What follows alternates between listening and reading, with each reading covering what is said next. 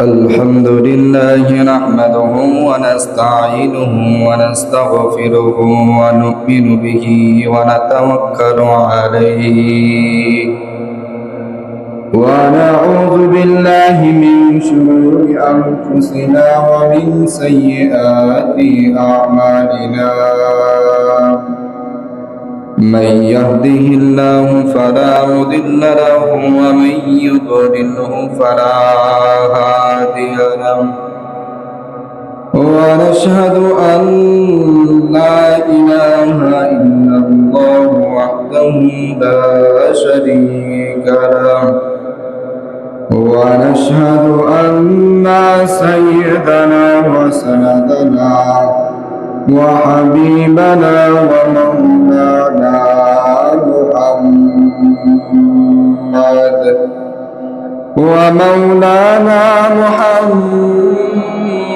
محمدا عبده ورسوله الذي أرسله الله تعالى بالحق بشيرا ونذيرا وداعيا إلى الله بإذنه وسراجا وقمرا منيرا فقد قال الله تعالى في كلامه المجيد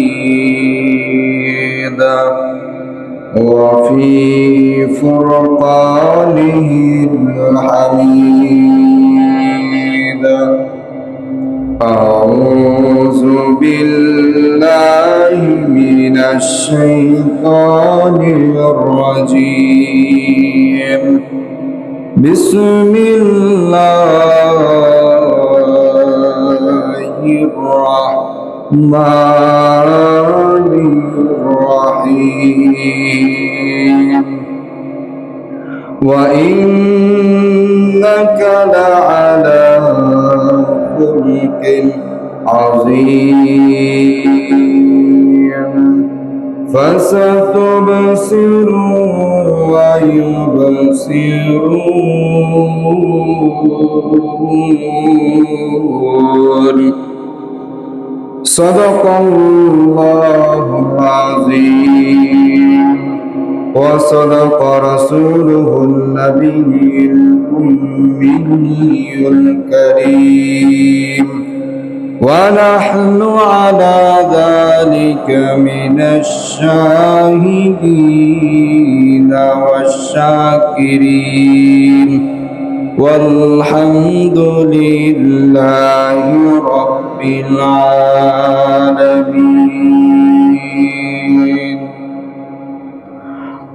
وقال رسول الله صلى الله عليه وسلم حب الدنيا رأس كل خطيئة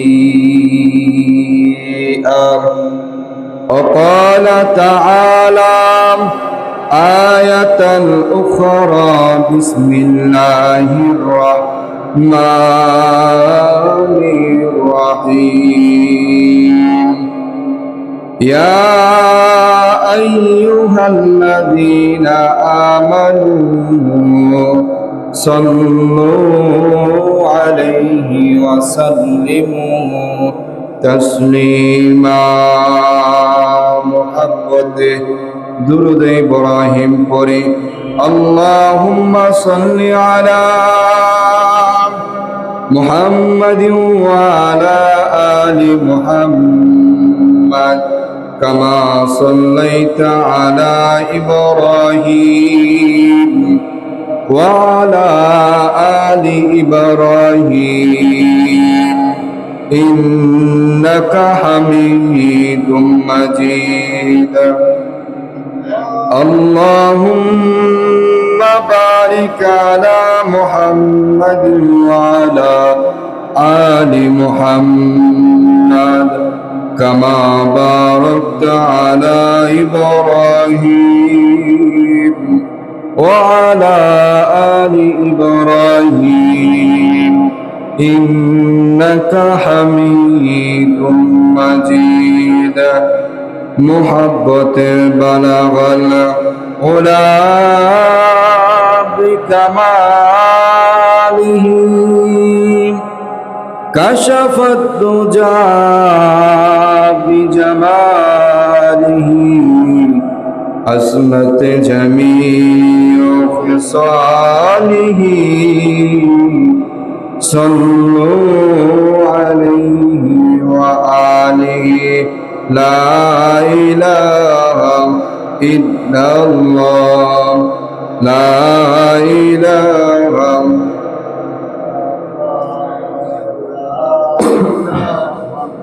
إلا الله لا إله لا إله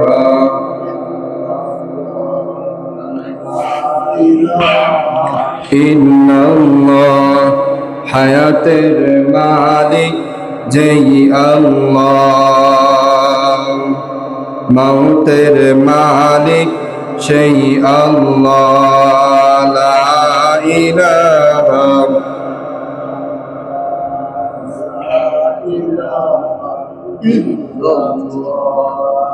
লা ইলাহা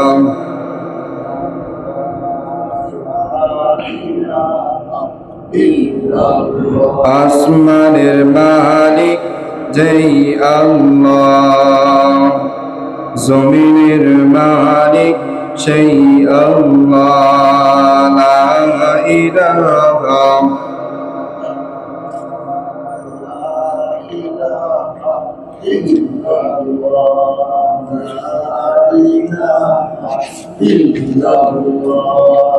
লা ইলাহা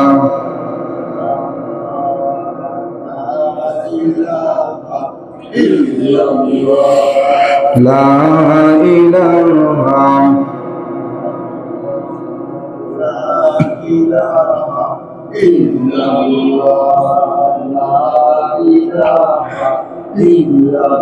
লা ইলাহা ইল্লাল্লাহ মুহাম্মাদুর রাসূলুল্লাহ সাল্লাল্লাহু আলাইহি ওয়াসাল্লাম সকলে করি সাল্লাল্লাহু আলাইহি ওয়াসাল্লাম। আল্লাহ রাব্বুল আলামিনের কাছে শুকরিয়া আদায় করি যে মহান রাব্বুল আলামিন আপনাকে আমাকে দুনিয়ার সমস্ত কাজ থেকে আলাদা করে, সমস্ত কাজ থেকে জুদা করে, সমস্ত কাজ ফেলে রেখে জুমার দিনে জুমার আজান হওয়ার সাথে সাথে নতুন বছর, ইংরেজির নতুন বছর, নতুন বছরের প্রথম জুমার নামাজ আদায় করার জন্য আল্লাহ রাব্বুল আলামিন আপনারে আমারে মসজিদে আসার এবং আল্লাহকে কিছুক্ষণ ডাকার তৌফিক দান করেছেন। সেই জন্য সে মহান রাব্বুল আলামিনের দরবারে দিল থেকে মন খুলে শুকরিয়া আদায় করছি। সকলে বলি আলহামদুলিল্লাহ। আল্লাহ রাব্বুল আলামিনের দরবারে আরও শুকরিয়া আদায় করছি যে মহান রাব্বুল আলামিন আপনাকে আমাকে অসুস্থতার নিয়ামত থেকে আল্লাহ রাব্বুল আলামিন সুস্থতার নিয়ামত দান করেছেন। আল্লাহ চাইলে আপনাকে আমাকে অসুস্থ বানাইয়া হাসপাতালের বেডে শোয়ায়া লাখ টাকার বিল আপনার আমার হাতে ধরায় দিতে পারত। কথা বলেন ঠিক কিনা? ওই আল্লাহ রাব্বুল আলামিন আপনাকে আমাকে বড় মায়া করেন, মহব্বত করেন, বড় ভালোবাসেন বিদায় আল্লাহ রাব্বুল আলামিন আপনাকে আমাকে সুস্থতা দান করেছে। আল্লাহ রাব্বুল আলামিন আপনাকে আমাকে যদি মায়া আর মহব্বত করে না বানাইতো তাহলে আমরা এই জামানার শেষ নবীর উম্মত হইতে পারতাম না। এই শেষ জামানার উম্মত নবী রাসূলরা হওয়ার জন্য আল্লাহ তাআলার কাছে দরখাস্ত করছে, কিন্তু তারা হতে পারে নাই। আমি আর আপনি তো দরখাস্ত জমা দিয়ে আসছি, তাই না? দরখাস্ত করছি আমরা, আল্লাহ রাব্বুল আলামিনের কাছে আমরা দরখাস্ত করি নাই। আল্লাহ রাব্বুল আলামিন আপনাকে আমাকে ভালোবেসে শেষ জামানার শেষ নবীর উম্মত বানাইছে। শেষ জামানার উম্মত আল্লাহ রাব্বুল আলামিন বানায়া বলেন, সূরা ৩-এর ভিতরে আল্লাহ রাব্বুল আলামিন বলেন, ওয়াত-তিন ওয়াজ-যাইতুন ওয়া তুরি সিনিন ওয়া হাযাল বালাদিল আমিন লাকাদ খালাকনাল ইনসানা ফি আহসানি তাকওয়িম। আল্লাহ রাব্বুল আলামিন বলেন যে দুনিয়া সৃষ্টি করলাম, দুনিয়ার ভিতরে যত মাখলুক আছে, মানুষ এক প্রকার মাখলুক, গাছ এক প্রকার মাখলুক, আল্লাহ তাআলা ছাড়া দুনিয়াতে আমরা দুই চোখে যা দেখি আর না দেখি সব কিছু মাখলুক। মাখলুক কিছুই করতে পারে না আল্লাহ ছাড়া। কথা বলেন ঠিক কিনা? আল্লাহ তাআলা সব কিছু করতে পারেন মাখলুক ছাড়া। ওই আল্লাহ রাব্বুল আলামিন আপনারে আমারে হাজার হাজার মাখলুক থেকে আল্লাহ রাব্বুল আলামিন বলেন, লাকাদ খালাকনাল ইনসানা ফি আহসানি তাকওয়িম। আল্লাহ রাব্বুল আলামিন বলতেছেন যে আমি মানুষকে সব থেকে সুন্দর করে বানাইছি। আমি এই মানুষকে সব থেকে সুন্দর করে বানাইছি। দুনিয়াতে হাজার হাজার মাখলুকাত দেখবা, ওই মাখলুক থেকে তুমি সুন্দর। তুমি গাছ থেকে মানুষ সুন্দর। তুমি গাছ, পশু, লতা যা আছে সব কিছু থেকে মানুষ তুমি সুন্দর। এই সুন্দর করে বানাইলেন আল্লাহ রাব্বুল আলামিন কোনো উদ্দেশ্য ছাড়াই। উদ্দেশ্য আছে কি নাই? আমরা যে কোনো জায়গায় যাই একটা উদ্দেশ্য নিয়ে, যে কোনো কাজ করি একটা উদ্দেশ্য নিয়ে। আমরা গার্মেন্টসে বা আমরা যে কাজ করি একটা উদ্দেশ্য নিয়ে, কারণ মাস শেষে বেতন পাবো, এই বেতন দিয়ে সংসার চালাবো, বাড়িতে খরচ দেব। কথা বলেন ঠিক কিনা? তেমনি আল্লাহ রাব্বুল আলামিন আপনারে আমার এই দুজাহান, এই জমিন আসমান আল্লাহ রাব্বুল আলামিন সৃষ্টি এই জন্যই করছেন। আল্লাহ রাব্বুল আলামিন এই মানুষকে এই জন্যই দামি বানাইছেন। আল্লাহ রাব্বুল আলামিন অপর সূরা জারিয়ার ৫৬ নম্বর আয়াতে আল্লাহ রাব্বুল আলামিন বলেন, ওয়ামা খালাকতুল জিন্না ওয়াল ইনসা ইল্লা লিয়াবুদুন।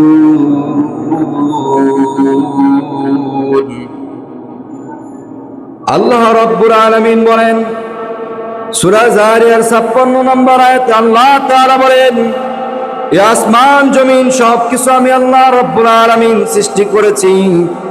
এই মানুষ তোমাকেও আমি আল্লাহ রাব্বুল আলামিন সৃষ্টি করেছি। সকল মানুষ থেকে তোমাকে লাকাদ খালাকনাল ইনসানা ফি আহসানি তাকওয়িম, সমস্ত মানুষ থেকে, সমস্ত মাখলুকাত থেকে তুমি মানুষরে আমি আল্লাহ রাব্বুল আলামিন সুন্দর করে বানাইলাম। তুমি মানুষ একমাত্র উদ্দেশ্য হলো আল্লাহ তাআলার ইবাদত করবা।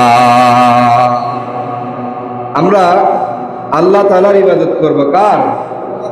আল্লাহ তাআলার ইবাদত করার জন্য আল্লাহ রাব্বুল আলামিন আপনারা আমারে বানাইছেন। অন্য কোন মূর্তি বা মূর্তির উদ্দেশ্য করে যে উৎসব করা হয়, যে আয়োজন করা হয়, ওই উদ্দেশ্য আর ওই উৎসব পালন করার জন্য আল্লাহ রাব্বুল আলামিন আপনারে আমারে দুনিয়াতে পাঠায় নাই।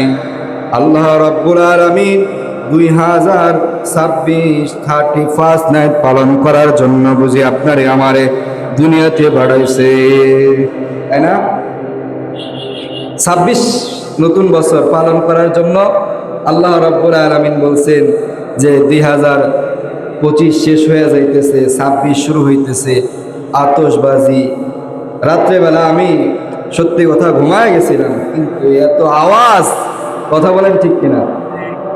ভাবছিলাম হয়তোবা শোক দিবস যেহেতু সারা বাংলায় পালিত হচ্ছে, শোক দিবসকে কেন্দ্র করে হয়তোবা এই দিনটা স্থগিত থাকবে।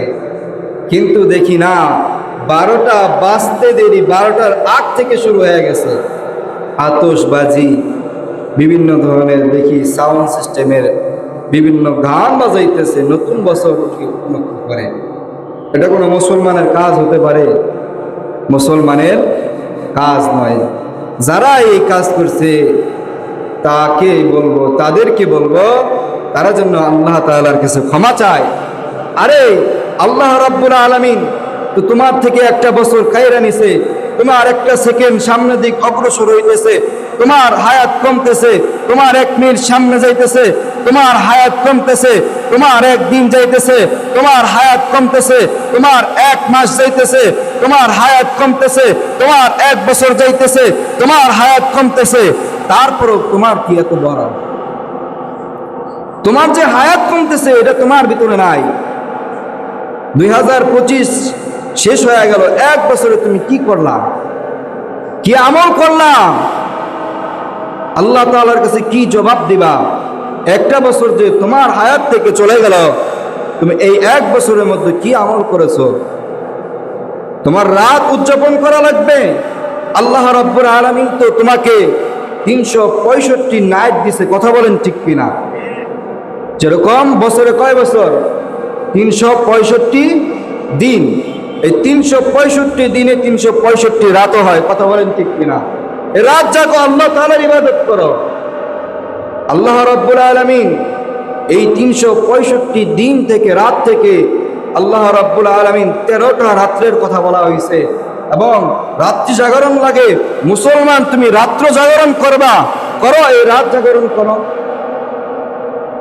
কোন রাত জাগরণ করবাম? আল্লাহ রাব্বুল আলামিন সূরা নাজিল করছে, সূরা নাজিল করে বলেন, ইন্না আনজালনাহু ফি লাইলাতিল কদর,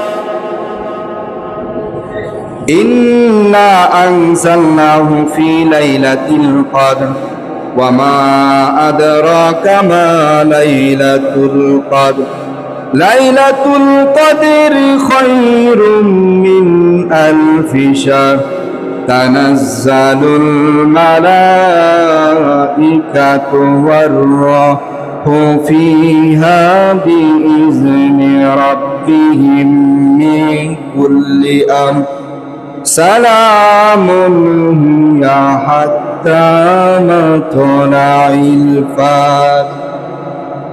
আল্লাহ রাব্বুল আলামিন এমন একটা রাত্র দান করলো,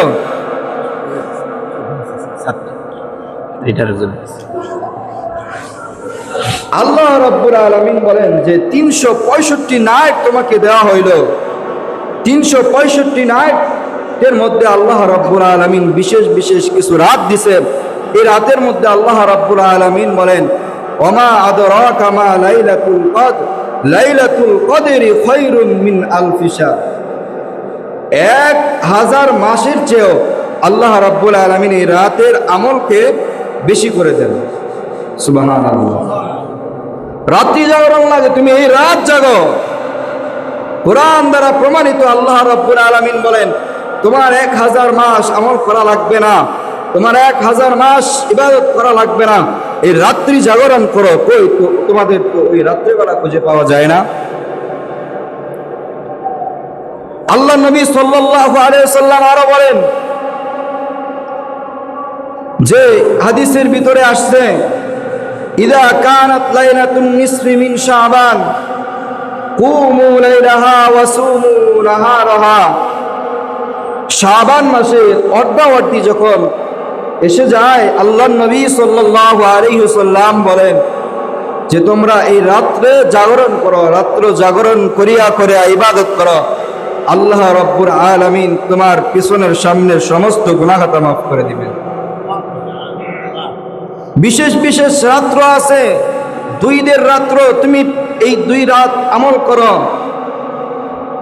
কই এই রাত্রে তো তোমাদেরকে দেখা যায় না, কিন্তু বছর শেষ হইতে দেরি, কিন্তু তোমাদের উৎসব শেষ হয় না, কথা বলেন ঠিক কিনা?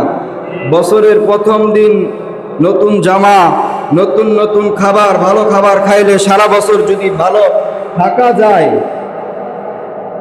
তাহলে আপনাদের থেকে আমরাই আগে খাইতাম, কথা বলেন ঠিক কিনা? কোন দিনকে কেন্দ্র করে যে এই দিনে খাবার খেলে, ভালো পোশাক পরলে সারা বছর ভালো যাবে, এটা ইয়াকিন করাও তো এক ধরনের শিরক। এই জন্য যারা এই কাজ করছে, যারা এই বক্স আর ডেস্ক বাজায় মাটি কাঁপাইছে, কিয়ামতের ময়দানে আল্লাহ রাব্বুল আলামিন তাদেরকেও কাঁপাবে, কথা বলেন ঠিক কিনা? কিয়ামতে যাওয়ার আগে কবরের মাটি তাদেরকে কাঁপাবে ইনশাআল্লাহ।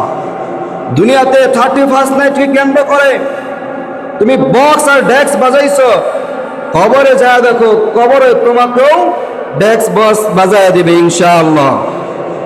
মুহতারাম হাজিরিন, যেই বিষয়ে আলোচনা করতেছিলাম, আল্লাহ নবী সাল্লাল্লাহু আলাইহি ওয়াসাল্লাম এর উপর আল্লাহ তাআলা আয়াত নাজিল করলেন, ওয়া ইন্নাকা লাআলা খুলুকিন আযীম।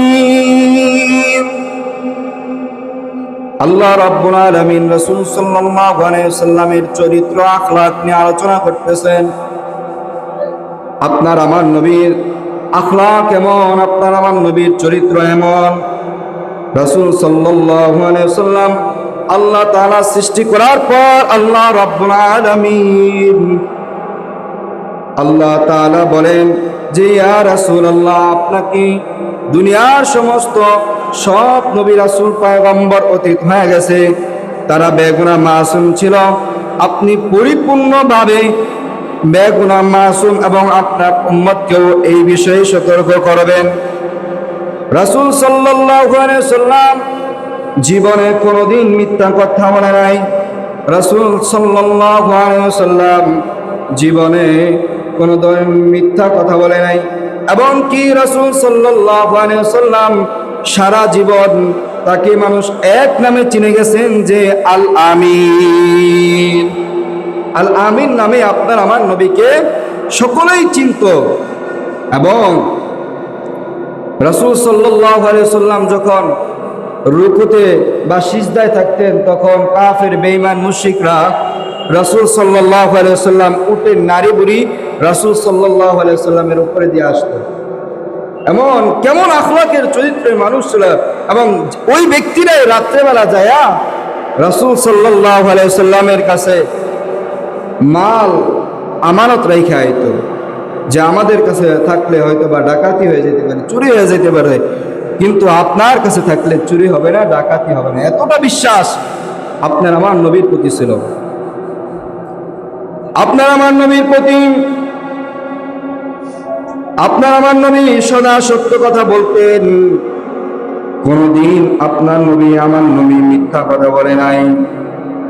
আল্লাহ তাআলা বলেন, ওয়া ইন্নাকা লাআলা খুলুকিন আযীম। আপনি রাসূল সাল্লাল্লাহু আলাইহি ওয়াসাল্লাম উত্তম চরিত্রের অধিকারী। রাসূল সাল্লাল্লাহু আলাইহি ওয়াসাল্লাম বলেন যে আমার উম্মত হবে উত্তম চরিত্রের অধিকারী, এবং আমার উম্মতের মধ্যে আল্লাহ তাআলা জানায় দেন যে আমার উম্মত হবে সত্যবাদী। আমার উম্মতের মধ্যে সকলেই সত্যবাদী হবে। সকলের মাঝে সব কিছু তো আর এক হাতের ভিতরে 5 আঙ্গুল সমান হয় না, কিছুটা ব্যতিক্রম। ওই রকম সমস্ত মানুষের মধ্যে কিছু কিছু মানুষ থাকবে মিথ্যা কথা বলবে, কিছু কিছু মানুষ সমাজে থাকবে মিথ্যার আশ্রয় নেবে, মিথ্যা কথা বলবে। রাসূল সাল্লাল্লাহু আলাইহি ওয়াসাল্লাম এর আখলাকে, রাসূল সাল্লাল্লাহু আলাইহি ওয়াসাল্লাম এর আরেকটা ছিল, রাসূল সাল্লাল্লাহু আলাইহি ওয়াসাল্লাম আমানতদার ছিলেন। কি ছিলেন? আমানতদার। আপনার আমার নবীর কাছে কেউ যদি কোনো কিছু আমানত রাখতেন, তার খেয়ানত কোনোদিন হয় নাই।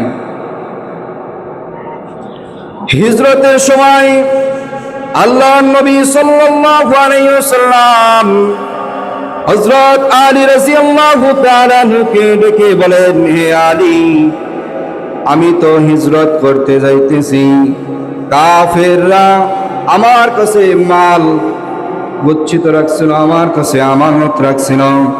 এই যে আলী, তোমার কাছে লিস্ট দিয়া গেলাম, এই লিস্ট অনুযায়ী তুমি সকলের মাল সকলের কাছে বুঝায় দিয়া যাইবা। এমন আপনার আমার নবী ছিলেন যে আপনার আমার নবীকে কাফেররাই কিন্তু দারুন নদওয়ার বৈঠক বসে আপনার আমার নবীকে কিভাবে দেশান্তর করা যায়, কিভাবে হত্যা করা যায়, এরকম সকলেই আলোচনা করতেছিল। ওই সময় শয়তান আইসা বলতেছে যে তাকে হত্যা করে ফেলো। হত্যার ডিসিশন যখন হলো, তখন আল্লাহ তাআলা আপনার আমার নবীকে জানায়া দিলেন যে রাসূল, আপনি এবার হিজরত করেন। রাসূল যখন হিজরত করবেন, হিজরত করার আগ মুহূর্তে আলী রাদিয়াল্লাহু তাআলা আনহুকে ডেকে বলেন, আল্লাহর নবী চাইলে সমস্ত মাল নিয়ে যাইতে পারতেন, কিন্তু আল্লাহর নবী এতটাই চরিত্রবান ছিলেন, এতটাই আদর্শবান ছিলেন যে কাফেরদের মাল হযরত আলী রাদিয়াল্লাহু তাআলা আনহুর কাছে জমা দিয়ে গেছেন এবং লিস্ট দিয়ে গেছেন এবং বলে গেছেন যে আলী, এই নাম অনুযায়ী সকলের মাল তুমি বুঝাইয়া দিবা। আল্লাহ নবী সাল্লাল্লাহু আলাইহি ওয়াসাল্লামের গুণাবলী থেকে আমাদেরকেও এই শিক্ষা অর্জন করতে হবে যে সত্য কথা আমাদের সমাজেও বলতে হবে। কথা বলেন ঠিক কিনা? আমাদের সমাজে আমানতদারি করতে হবে। কেউ যদি আমানত রাখে, সেই আমানত রক্ষা করা লাগবে। কথা বলেন ঠিক কিনা? আমানতদার কেমন ছিলেন ওমর ফারুক রাদিয়াল্লাহু তাআলা আনহু? ওমর ফারুক রাদিয়াল্লাহু তাআলা আনহু রাষ্ট্রের কাজে মোমবাতি জ্বালায়া, রাষ্ট্রের মোমবাতি জ্বালায়া সে রাষ্ট্রের কাজ করতেছিল। এমন সময় তার কিছু আত্মীয় হাজির হলেন। হাজির হওয়ার সাথে সাথেই হযরত ওমর ফারুক রাদিয়াল্লাহু তাআলা আনহু ওই মোমবাতি নিভায়া নিজের যে পার্সোনাল মোমবাতি আছে ওই মোমবাতি জ্বালাইছে। মোমবাতি জ্বালানোর পর আত্মীয় স্বজন যারা আসছে তারা জিজ্ঞাসা করে, খলিফাতুল মুসলিমিন ওমর ফারুক রাদিয়াল্লাহু তাআলা আনহু, আপনি এই মোমবাতি কেন নিভায়া এই মোমবাতি জ্বালাইলেন? হযরত খলিফাতুল মুসলিমিন ওমর ফারুক রাদিয়াল্লাহু তাআলা আনহু বলেন যে এই মোমবাতি হলো রাষ্ট্রীয় মোমবাতি। এই রাষ্ট্রীয় মোমবাতি দ্বারা আমি রাষ্ট্রের কাজ করতেছিলাম। তোমরা আমার আত্মীয়, হয়তোবা তোমাদের বা আমার সাথে তোমার কোনো কথা বলবা, এই জন্য আমি এই মোমবাতি নিভাইয়া দিছি। আমার যে পার্সোনাল মোমবাতি আছে ওই মোমবাতি জ্বালায়া দিছি। কেমন আমানতদারি ছিলেন যে রাষ্ট্রের মোমবাতির আলো নষ্ট হবে, রাষ্ট্রের মোমবাতি শেষ হবে আমার পার্সোনাল কাজে। এই জন্য হযরত ওমর ফারুক রাদিয়াল্লাহু তাআলা আনহু রাষ্ট্রের মোমবাতি নিভায়া নিজের পার্সোনাল মোমবাতি জ্বালায়। এরকম রাষ্ট্রনায়ক খুঁজে পাওয়া যাবে? এরকম রাষ্ট্রনায়ক বাংলার জমিনে এই পৃথিবীতে খুঁজে পাওয়া সম্ভব নয়। কথা বলেন ঠিক কিনা? দ্বিতীয়ত, আমানত রক্ষা করতে হবে। কেউ যদি আপনার কাছে আমানত রাখে, আমানত রাখতে হবে, আমানতদারি রাখতে হবে। 3 নাম্বার, আল্লাহর নবী সাল্লাল্লাহু আলাইহি ওয়াসাল্লাম বলে যে আমি আমার জীবনের ভিতরে কোনোদিন মিথ্যা কথা বলি না। আপনার আমার নবী তার জিন্দেগীর হায়াতে আল্লাহর নবী সাল্লাল্লাহু আলাইহি ওয়াসাল্লাম কোনোদিন মিথ্যা কথা বলে নাই। এমনকি কেউ যদি মিথ্যা কথা বলে সমাজে, আল্লাহর নবী সাল্লাল্লাহু আলাইহি ওয়াসাল্লাম বলেন যে মিথ্যা পরিহার করো। যদি তুমি মিথ্যা পরিহার না করো, মিথ্যা কথা বলো, কথায় কথায় আমরা মিথ্যা কথা বলি। কথা বলেন ঠিক কিনা? কেউ ফোন দিছে, ভাই কই আছেন? যদি থাকে বাংলা বাজার বলেন নসিমপুর আছি। এমন লোক আমাদের এলাকায় নাই? আছে? এমন লোক অহরহ আছে, কথায় কথায় মিথ্যা কথা বলা। এই জন্য আল্লাহর নবী সাল্লাল্লাহু আলাইহি ওয়াসাল্লাম বলে আমি কোনোদিন মিথ্যা কথা বলি নাই। উম্মত, তুমি কোনোদিন মিথ্যা কথা বলবা না, মিথ্যা প্রতিহার করবা, মিথ্যা পরিহার করবা, মিথ্যা কথা বলবা না। আর যদি কেউ মিথ্যা কথা বলে, কেউ যদি মিথ্যা কথা বলে, তাহলে তার মিথ্যার কুফল হলো, মিথ্যার কুফল হলো 2টা। 1 নাম্বার হলো যে তার যে জিহ্বা ছিল, যে নফস ছিল মুখের, এই মুখের হক নষ্ট করতেছে। কথা বলেন ঠিক কিনা? মিথ্যা বললে 1 নাম্বার মিথ্যার কুফল হলো সে তার মুখের হক নষ্ট করতেছে। 2 নাম্বার কুফল হলো সে মুনাফিক হয়ে যায়। 2 নাম্বার কুফল, সে মুনাফিক হয়ে যায়। আর আল্লাহর নবী সাল্লাল্লাহু আলাইহি ওয়াসাল্লামের কাছে একবার জিবরাইল আলাইহিস সালাতু ওয়াস সালাম এসে হাজির হয়েছে। আল্লাহর নবী সাল্লাল্লাহু আলাইহি ওয়াসাল্লামের কাছে একবার জিবরাইল এসে হাজির হইল। হাজির হয়ে বলে, ইয়া রাসূলুল্লাহ, আল্লাহ তাআলা মুনাফিকদের লিস্ট ধরায় দিয়েছে। আল্লাহর নবী সাল্লাল্লাহু আলাইহি ওয়াসাল্লাম মুনাফিকদের লিস্ট দেখে আল্লাহর নবী সাল্লাল্লাহু আলাইহি ওয়াসাল্লাম দেখতেছে যে আমার পিছনে জুব্বা টুপি পাগড়ি লাগায়া প্রথম কাতারে মুয়াজ্জিনের স্থানে সে নামাজ পড়ে, সে হলো মুনাফিক, সবচেয়ে বড় মুনাফিক। মুনাফিকের লিস্ট হযরত জিবরাইল আলাইহিস সালাতু ওয়াস সালাম এসে রাসূল সাল্লাল্লাহু আলাইহি ওয়াসাল্লামের হাতে ধরায়া দিলেন। রাসূল সাল্লাল্লাহু আলাইহি ওয়াসাল্লাম দেখতেছে যে মুনাফিক যে আর কেউ না, আমার পিছনে যে নামাজ পড়ে, পাগড়ি টুপি লাগায়া জুব্বা লাগায়া নামাজ পড়ে, সেই হলো আমার সবচেয়ে বড় দুশমন। এমন আমার আপনার সমাজে আছে কি নাই? আছে। জুব্বা টুপি লাগায়া দেখবেন এখানে ওখানে তারা মুনাফিকি কাজ করে, কথা বলেন ঠিক কিনা? কিন্তু সে কিন্তু নামাজ। মুনাফিকদের দ্বারা ইসলাম আরো ধ্বংস হইতেছে, কথা বলেন ঠিক কিনা? একজন কাফের বেঈমান মুশরিক দ্বারা ইসলামের যেই ক্ষতি না হয়, একজন মুনাফিক দ্বারা ইসলামের ওই ক্ষতি হয়, কথা বলেন ঠিক কিনা? আল্লাহর নবী সাল্লাল্লাহু আলাইহি ওয়াসাল্লাম জিবরাইল লিস্ট ধরায় দিলেন।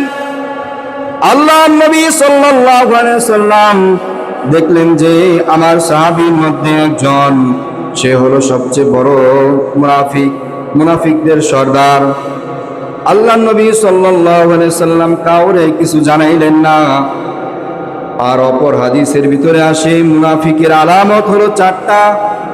মুনাফিক এর আলামত 4টার মধ্যে প্রথমটা হলো কথায় কথায় মিথ্যা কথা বলা। মুনাফিকের আলামত কয়টা? মুনাফিকের আলামত 4টা। কথায় কথায় মিথ্যা কথা বলা। 2 নাম্বার আলামত, ওয়াদা করলে ওয়াদা রাখতে পারে না, ওয়াদা খেলাফ করে। 3 নাম্বার আলামত, আমানতের খেয়ানত করে। কি করে? 3 নাম্বার, আমানত রাখলে আমানতের খেয়ানত করে। 4 নাম্বার, ঝগড়ার সময় গালাগালি করে, কথা বলেন। এমন মানুষ আছে কি নাই? 1 নাম্বার কি মুনাফিকের আলামত? 1 নাম্বার কথায় কথায় মিথ্যা কথা বলা। 2 নাম্বার, ওয়াদা করলে ওয়াদার রক্ষা করতে পারে না। 3 নাম্বার, আমানতের খেয়ানত করে। 4 নাম্বার, ঝগড়ার সময় গালাগালি করে। এমন লোক সমাজে আছে কি নাই? আছে। এই জন্য আল্লাহর নবীকে সাল্লাল্লাহু আলাইহি ওয়াসাল্লামকে আল্লাহ তাআলা জিবরাইল আলাইহিস সালাতু ওয়াস সালামের মারফতে সতর্ক করতেছে, আল্লাহর নবী আপনি সতর্ক থাকবেন এদের থেকে। আল্লাহর নবী সাল্লাল্লাহু আলাইহি ওয়াসাল্লাম লিস্ট দেখে কাউরে কিছু জানায় নাই। মুনাফিকের জায়গায় আল্লাহর নবী সাল্লাল্লাহু আলাইহি ওয়াসাল্লামের জানা হয়ে গেছে কে মুনাফিক। আল্লাহর নবী সাল্লাল্লাহু আলাইহি ওয়াসাল্লামের কাছে এক সাহাবী দৌড়ে আসছেন। দৌড়ে আইসা বলেন, ইয়া রাসূলুল্লাহ, আমার বাবার মরণ হয়েছে, আমার বাবা ইন্তেকাল করেছে, আমার বাবার জানাজার নামাজ আপনি পড়াইবেন। ওই মুনাফিকের ছেলে, ওই মুনাফিক আব্দুল্লাহ ইবনে উবাই ইবনে সুলুল, ওই আব্দুল্লাহ ইবনে উবাই ইবনে সুলুল, আব্দুল্লাহর পিতা ইন্তেকাল করেছে। আব্দুল্লাহ আল্লাহর নবী সাল্লাল্লাহু আলাইহি ওয়াসাল্লামের কাছে এসে বলেন, আমার বাবা ইন্তেকাল করেছে ইয়া রাসূলুল্লাহ। আয় আল্লাহ, আমার বাবা দুনিয়াতে অনেক, আয় আল্লাহ আপনার বিরোধী করেছে, ইয়া রাসূলুল্লাহ আপনার বিরোধী করেছেন, আপনার কথা অনুযায়ী চলে নাই, আপনার কাজকে কিভাবে শেষ করা যায় ওই ফন্দি করেছে। মুনাফিকদের সর্দার ছিল, ইয়া রাসূলুল্লাহ, ইয়া আল্লাহ, ইয়া রাসূলুল্লাহ আপনি যদি আমার বাবার জানাজার নামাজ পড়ান, আমার বিশ্বাস আল্লাহ তাআলা তাকে ক্ষমা করে দিবি। আমার বিশ্বাস আল্লাহ তাআলা তাকে ক্ষমা করে দিবি। তখন আব্দুল্লাহ বললাম যে, ইয়া রাসূলুল্লাহ আপনি কি পড়াবেন? আল্লাহর নবী সাল্লাল্লাহু আলাইহি ওয়াসাল্লাম বলেন, আব্দুল্লাহ আমি যদি নামাজ পড়াই, আমি যদি নামাজ পড়ানোর কারণে তোমার পিতা কে আল্লাহ তাআলা মাফ করে দেয়, তাহলে আমি নামাজ পড়াবো। এই কথা অনুযায়ী আব্দুল্লাহ সারা মহল্লার ভিতরে ঘোষণা করে দিলেন যে আমার বাবার জানাজার নামাজ রাসূলুল্লাহ পড়াবে, সকলেই সময় ওই মাঠের ভিতরে হাজির হয়ে যাবেন। সকল সাহাবী এই কথা শুনে হতভম্ব হয়ে গেছে। আল্লাহর নবী সাল্লাল্লাহু আলাইহি ওয়াসাল্লামের এত বড় দুশমন, আল্লাহর নবী সাল্লাল্লাহু আলাইহি ওয়াসাল্লাম তার জানাজা নামাজ কিভাবে পড়াবে? সকল সাহাবী দৌড়ে ওই মাঠের ভিতরে চলে গেছেন। ওই মাঠের ভিতরে যখন গেছেন, আল্লাহর নবী সাল্লাল্লাহু আলাইহি ওয়াসাল্লাম জানাজা প্রস্তুত করবেন, এমন সময় আল্লাহর নবী সাল্লাল্লাহু আলাইহি ওয়াসাল্লাম দেখতেছেন যে শত শত শত শত হাজার হাজার যে খ্রিস্টান ছিল, সকলেই ইহুদিরা ছিল, সকলেই ওই ময়দানের ভিতরে চলে আসছে।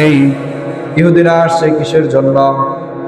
যে এত বড় আমাদের লিডার, মুনাফিকদের লিডার আল্লাহর নবী সাল্লাল্লাহু আলাইহি ওয়াসাল্লাম তার জানাজার নামাজ পড়াবে, এটা দেখার জন্য ইহুদিরা আসছে। 1000 ইহুদি চলে আসছে। আল্লাহর নবী সাল্লাল্লাহু আলাইহি ওয়াসাল্লাম জানাজার সামনে দাঁড়ায় বলেন, সকলেই প্রস্তুত হয়ে যাও, জানাজার নামাজ পড়াবো। জানাজার নামাজ পড়াবো যখন বলেছে, সকল সাহাবী একে অপরে বলতেছে আল্লাহর নবী সাল্লাল্লাহু আলাইহি ওয়াসাল্লাম কিভাবে এত বড় দুশমনের জানাজার নামাজ পড়ায়। আল্লাহর নবী সাল্লাল্লাহু আলাইহি ওয়াসাল্লাম সকল সাহাবীকে উদ্দেশ্য করে বলে, ও আমার সাহাবীরা শোনো, তোমরা চুপচাপ দাঁড়ায় থাকো। এই কথা বলিয়া আল্লাহর নবী সাল্লাল্লাহু আলাইহি ওয়াসাল্লাম তার থুতু মোবারক বের করে ওই আব্দুল্লাহ ইবনে উবাই ইবনে সুলুলের মুখের ভিতরে লাগায় দিল। সকল সাহাবী আর আশ্চর্য হয়ে গেছে, ইহুদিরাও আশ্চর্য হয়ে গেছে, এত বড় মুনাফিক, এত বড় আল্লাহ তাআলার নবীর দুশমন, তাও সে এই নিজের থুতু মোবারক লাগায় দিছে। তখন সকল সাহাবী চুপচাপ দাঁড়ায় এই ঘটনা দেখতেছে। কিছুক্ষণের ভিতরে আল্লাহর নবী সাল্লাল্লাহু আলাইহি ওয়াসাল্লাম নিজের পরনের যে জুব্বা ছিল, ওই জুব্বা খুলতেছিল। এক পর্যায়ে জুব্বা খুলে ওই আব্দুল্লাহ ইবনে উবাই ইবনে সুলুলকে দিয়ে দিলাম, বলো একে পরায় দাও। যখন সাহাবায়ে কেরাম এই ঘটনা দেখলেন, সকলেই কান্নার রোল পড়ে গেল, সকলে মাটির ভিতরে পড়ে কান্নাকাটি শুরু করে দিল যে আমরা আল্লাহ তাআলার নবীর সাহাবী হয়ে আমরা তার থুতু মোবারক পাই নাই, আমরা তার সাহাবী হয়ে আমরা তার জুব্বা পেলাম না। কিন্তু আল্লাহর নবী সাল্লাল্লাহু আলাইহি ওয়াসাল্লামের এত বড় দুশমন, এই দুশমন কিভাবে জুব্বা পায়? তখন আল্লাহর নবী সাল্লাল্লাহু আলাইহি ওয়াসাল্লাম সকলকে ডাক দিয়া বলে, ও আমার সাহাবীরা শোনো, এই আব্দুল্লাহ ইবনে উবাই ইবনে সুলুল বদরের প্রান্তরে যখন আমার চাচা মারা গেছে, সকলেকে যখন দাফন করা হইতেছিল, সকলকে দাফন করা শেষ, এমন সময় আমার চাচার দাফনের পালা। ওই সময় আমার চাচা ছিল একটু মোটা গাটা, আমার চাচার কাপড় ছিল না এরকম কারো মোটা ধরার জন্য জুব্বাও ছিল না। ও আমার সাহাবীরা শোনো, ওই সময় আব্দুল্লাহ ইবনে উবাই ইবনে সুলুল সেও ছিল মোটা গাটা, সে তার নিজের জুব্বা খুলে দিয়েছিল, আর আমি ওই জুব্বা পরায় আমার চাচাকে মাটি দিয়েছিলাম।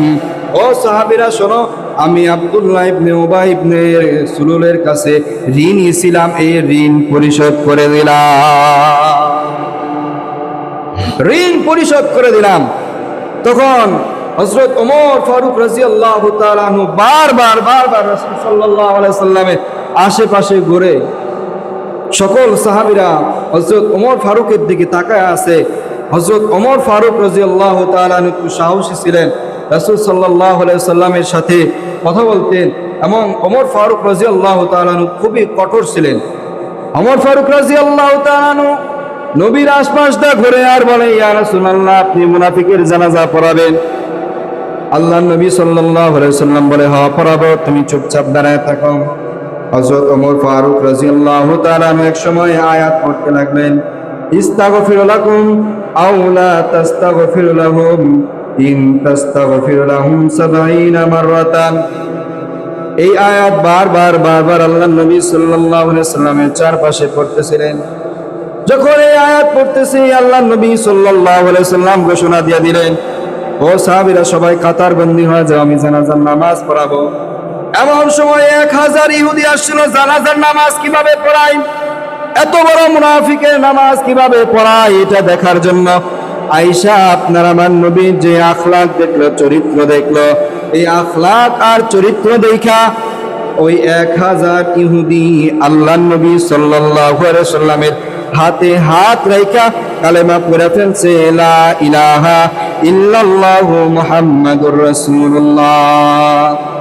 যে আমাদের সর্দার ছিল, যিনি ওনার নামাজ এবং ওনার প্রতি যে দরদ নিয়া আপনি কাজ করতেছেন, আল্লাহ নবী সাল্লাল্লাহু আলাইহি ওয়াসাল্লামের এই আখলাক দেখে 1000 ইহুদি মুসলমান হয়ে গেল। ইহুদি মুসলমান হওয়ার পরে ইহুদিরা বলতেছে, ইয়া রাসূলুল্লাহ, আপনি তার জানাজার নামাজ পড়বেন না, ইনি আমাদের লিডার ছিল, মুনাফিকদের লিডার ছিল, আপনাকে কিভাবে ধ্বংস করা যায় আমরা সব সময় ফন্দি করতাম।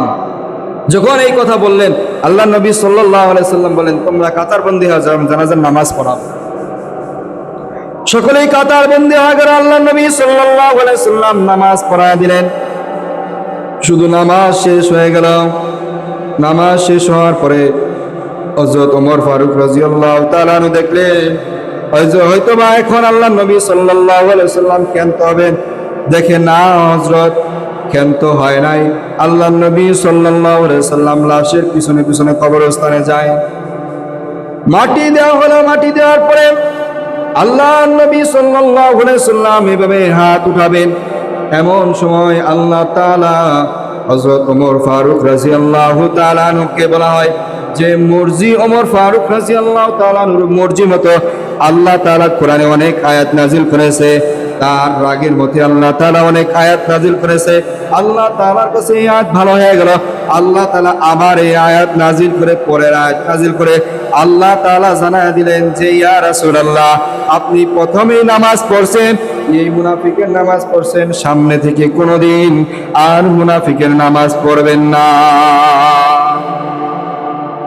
এমনকি আমাদের সমাজেও যদি কোনো মুনাফিক মারা যায়, আল্লাহ নবী সাল্লাল্লাহু আলাইহি সাল্লামের ঘোষণা অনুযায়ী, কোরআনের আয়াত অনুযায়ী তার নামাজও পড়া যাবে না। এই জন্য মুনাফিকি থেকে আমাদেরকে বেঁচে থাকতে হবে। এবং আল্লাহ নবী সাল্লাল্লাহু আলাইহি সাল্লাম বলেন যে, সাহাবীরা তোমরা শোনো, আমি কেন এই নামাজ পড়াইছি। আমি আব্দুল্লাহকে কথা দিয়েছিলাম যে আমি নামাজ পড়ানোর কারণে যদি তোমার বাবাকে আল্লাহ তাআলা ক্ষমা করে দেন, মাফ করে দেন, তাহলে আমি নামাজ পড়াবো। আমি তাকে কথা দিয়েছিলাম দেখে আমি নামাজ পড়াইছি। আর আল্লাহ রাব্বুল আলামিন আগে আয়াত এই জন্য নাজিল করে নাই। আগে আয়াত নাজিল করলে আল্লাহ নবী সাল্লাল্লাহু আলাইহি সাল্লামের কথার খেলাফ হবে।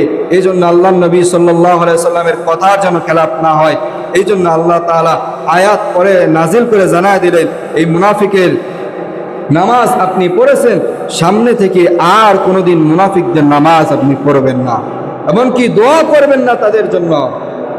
এইভাবে আল্লাহ রাব্বুল আলামিন রাসূল সাল্লাল্লাহু আলাইহি সাল্লামকে নিষেধ করে দিলেন। রাসূল সাল্লাল্লাহু আলাইহি সাল্লাম এরপর থেকে কোনোদিন আর মুনাফিকের নামাজ পড়ে নাই। এই জন্য মুহতারাম হাজিরিন, মুনাফিকি থেকে আমাদেরকে বেঁচে থাকতে হবে। কথা বলেন ঠিক কিনা? আল্লাহ রাব্বুল আলামিন আমাদের প্রত্যেককে মুনাফিকি থেকে বেঁচে থাকার তৌফিক দান করে। এবং যে বিষয়ে আলোচনা হয়েছে, আল্লাহ রাব্বুল আলামিন প্রত্যেককে এই বিষয়ের উপর আমল করার তৌফিক দান করে। সকলে বলেন আমিন। মুহতারাম হাজিরিন, আপনাদেরকে প্রত্যেক জুমায় একটু কষ্ট দেই। আপনারা রাগ হন বুঝি না? রাগ হন, রাগ হয়েন না। আল্লাহ তাআলার ঘরের জন্য, আমার জন্য আল্লাহ